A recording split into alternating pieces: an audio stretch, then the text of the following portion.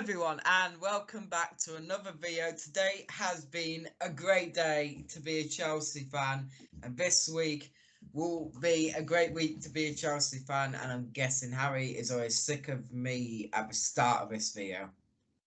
Welcome back to the Chelsea TV channel. Whatever. Yeah, so as I promised, we were going to do a weekly transfer video, which is like a couple weeks late. Shh. But anyway, so today, if you weren't living under a rock, or you're an Arsenal fan or a Man United fan, Chilwell has joined Chelsea. What do I think of it? I think it's a great signing. I think the board have finally backed their manager. So many fans sending abuse, but you know, we've done it. We have to support the player. He's only young. Harry, give me your thoughts. Good signing. Easy to see why they've done it. Simply because no good left backs are currently at the club. It's definitely gonna boost the defence. Obviously, they're still waiting on other signings to boost it, but yeah, very good signing, very good player, and very underrated, I think. Anyway, secondly, moving on. Saying just a bit more opinion, Chilwell was probably the best option. But moving on, it's another Chelsea linked player, and probably a Chelsea player right now, Thiago Silva. A lot of people, and this is what I find funny, and I'm sure you find it funny, is they call us Retirement FC. Have you not seen Arsenal? I'm struggling to think why you mentioned this now when we're talking about you signing a 35-year-old, but we'll continue to go with that. All right, and signing Willian, David Luiz, and Aubameyang, and Pepe, who practically plays like a 35-year-old. You're giving me two examples. Willian and Luiz. And Aubameyang. Aubameyang didn't go there to retirement. He's probably their best goal scorer in there for a couple of years. But anyway, Thiago Silva's, if you didn't watch the Champions League final, he put in a hell of a performance. And I'm not saying that because he's becoming a Chelsea player. I'm saying that because he is a great defender. He's been one of the best defenders in the world this past decade. And I think if you look at him, we're not signing a young defender, otherwise we would have got Declan Rice by now. Or Lewis Dunk, who isn't really that young. Thank you.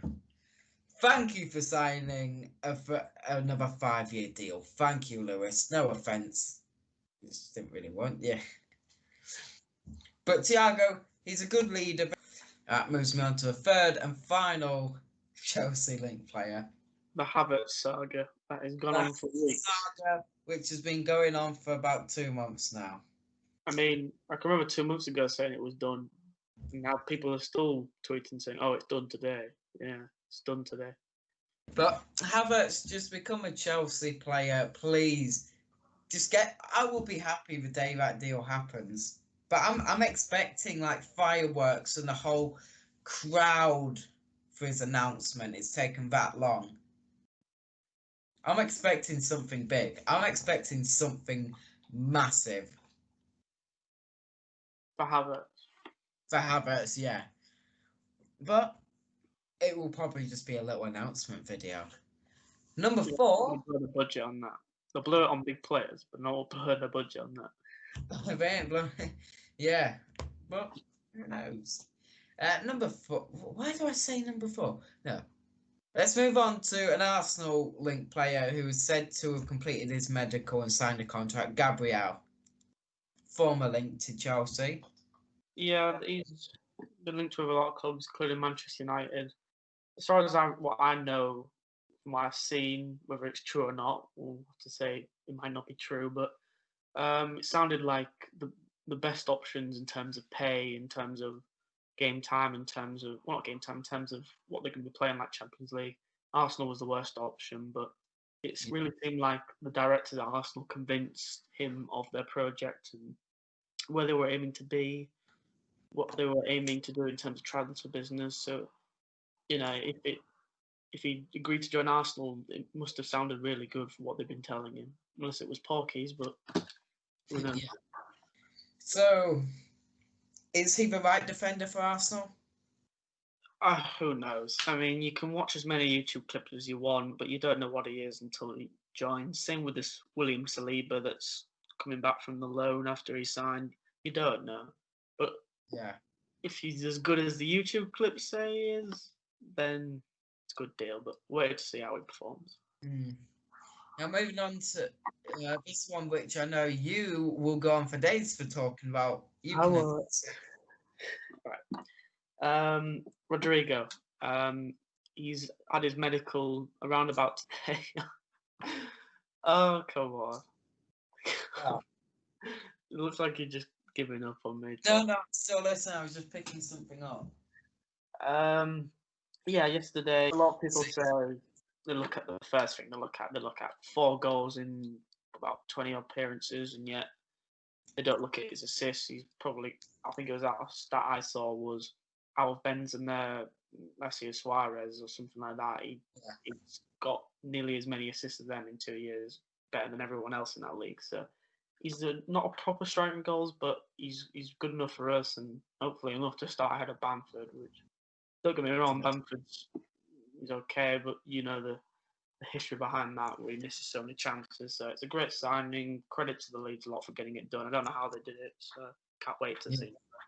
Well, I think he's pretty good. I think it'll take him a while. I think he'll score 1 to 2 goals by December. So I wouldn't say Leeds fans expect much from him. Nobody can turn on him because it's a big job. Yeah, I think he's one of those strikers which you'll have to look out for, but I don't see him getting more than 10 to 12 goals.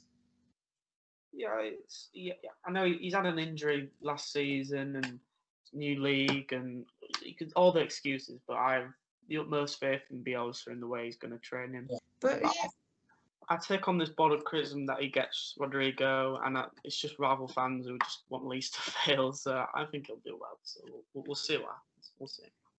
It's a big signing, so it is a big risk. I mean, in the 20 million outside transfer record. So yeah. Wait, what? 20 million? 27 million to 30, something like that. With add-ons, it could go higher. So anyway. We won't talk about our record signing. Yeah. Anyway, let's move on from that. Let's be thinking we're going to move on, and you're just having a PTSD over Kepler. You're so close to my camera, I couldn't tell what you were doing. I was like, you're having a stroke or something. You spent 70 million on Kepler.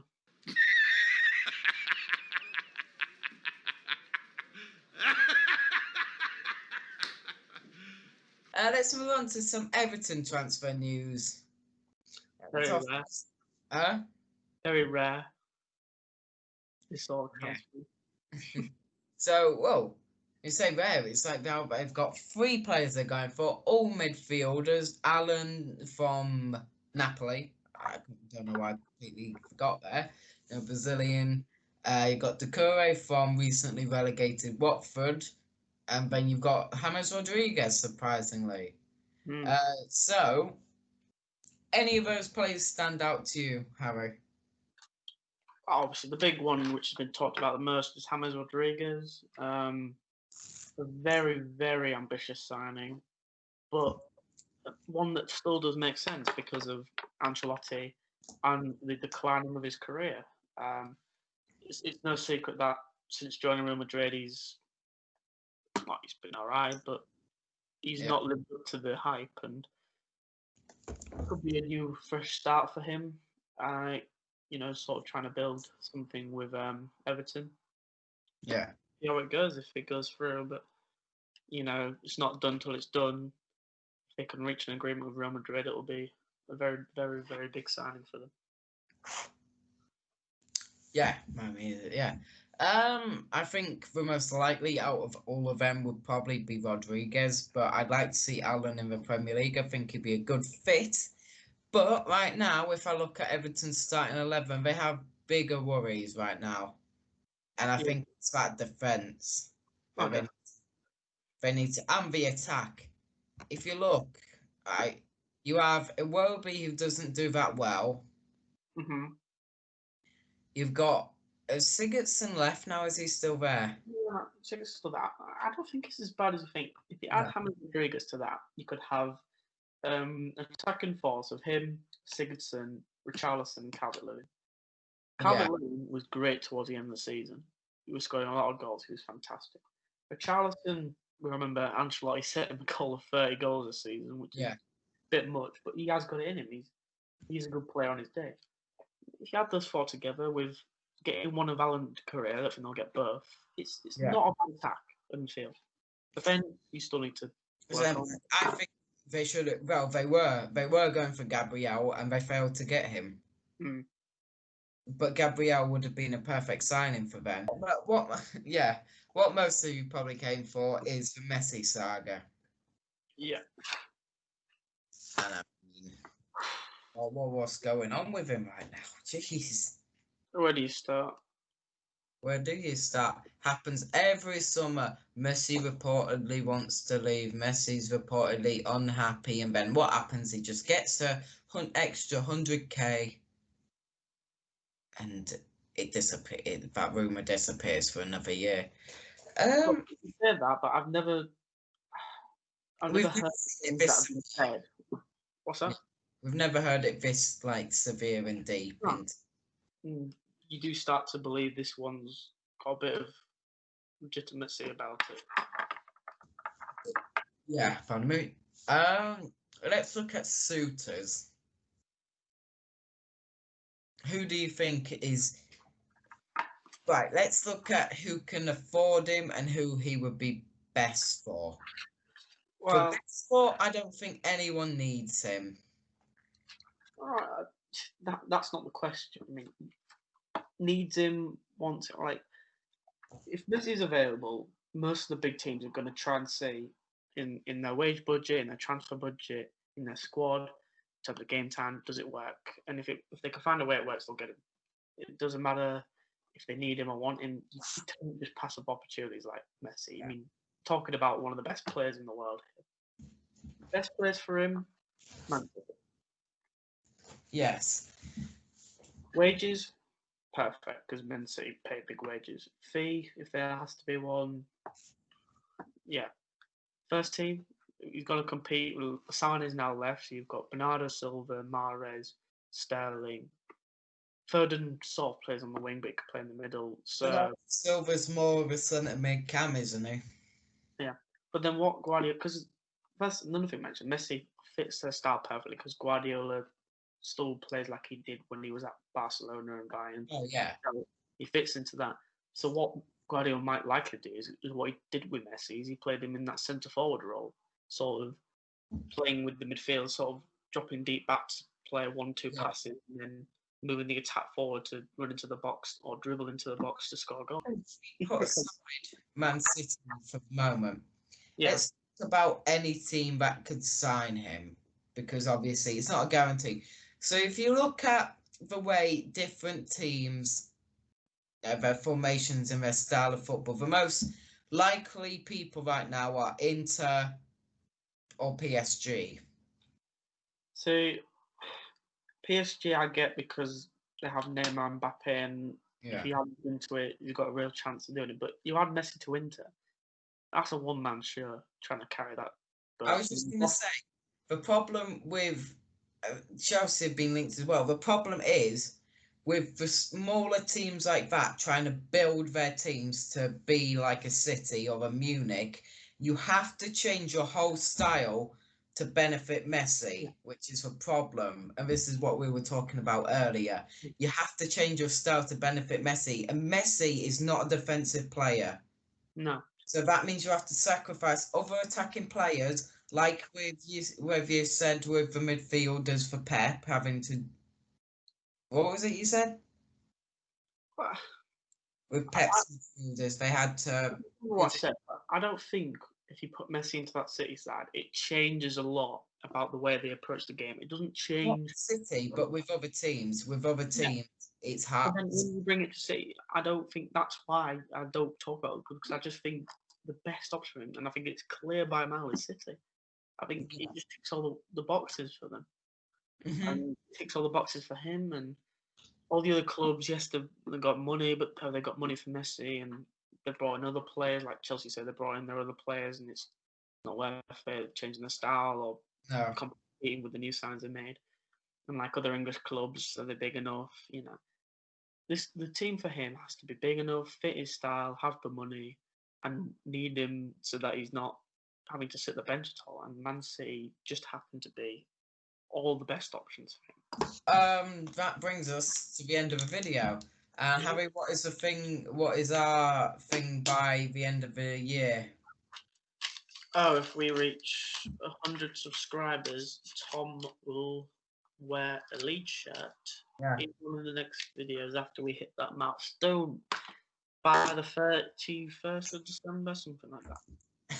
How can you not remember what the date of the end of the year is? I can't remember what you practically said. Like it had to be. I said midnight by the end of the year. So what if we're on like 99 and it hits, just like on New Year, you're gonna be creating accounts.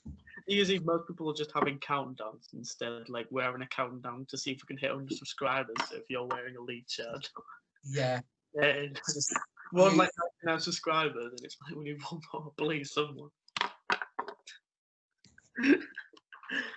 Thank you all for watching. Hope you enjoyed, and yeah, make sure to subscribe to help the channel grow, not for me to wear a Leeds shirt.